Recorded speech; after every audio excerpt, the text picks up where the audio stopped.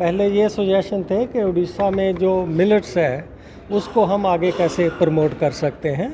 दूसरे सजेशन थे कि ओवरऑल जो उड़ीसा का एग्रीकल्चर है उसमें हम ग्रोथ को एक्सेलरेट कैसे कर सकते हैं। तो मिलेट के लिए जो मैंने आज एम्फेसिस दिया कि मिलेट में उड़ीसा के पास बहुत अच्छी वैरायटी, डाइवर्सिटी, जर्म प्लाज्म उपलब्ध है, लेकिन हमें उस जर्म प्लाज्म को आगे यूज़ करके मिलेट का जो यील्ड है उसको इंक्रीज़ करना चाहिए। जैसे यहाँ का जो मिलेट का यील्ड है वो केवल 2.5 क्विंटल प्रति एकड़ है, जो बहुत कम है। तो यील्ड का इंक्रीज़, वैरायटी जो हम बनाते हैं हमेशा जर्म प्लाज्म से बनाते हैं और उड़ीसा के पास वो जर्म प्लाज्म है।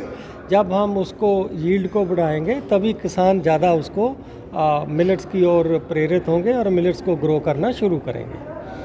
दूसरा है कि उड़ीसा की ओवरऑल एग्रीकल्चर, उसमें पिछले 10 साल का यदि हम देखें तो जो फसल है, क्रॉप सेक्टर है, उसकी ग्रोथ रेट बहुत अच्छी है, इंडिया से 2 गुना है। इसी तरह जो फिशरी का सेक्टर है, मछली पालन का, उसमें भी बहुत तेज़ी से ग्रोथ हो रहा है। वो ग्रोथ रेट 11-12% है, जो इंडिया की टॉप की स्टेट्स जो हैं उनमें उड़ीसा आता है। लेकिन लाइव स्टॉक, जहाँ तक वो डेयरी का है इशू, उसका ग्रोथ रेट कम है और उसकी जो गाय से हमें दूध मिलता है या भैंस कम है यहाँ पर, वो जो है मिल्क यील्ड कम है। तो मैंने सजेशन दिया है कि ब्रीड इम्प्रूवमेंट की ओर भी ध्यान देना चाहिए। और इसी तरह हॉर्टिकल्चर यहाँ बड़ा इम्पॉर्टेंट है, fruit, vegetable, high value crops है, उसको बढ़ाना चाहिए। जो खाली भूमि, फैलो लैंड रहती है, लगभग 33% यहाँ की कृषि योग्य भूमि, उसमें कोई फसली नहीं होती।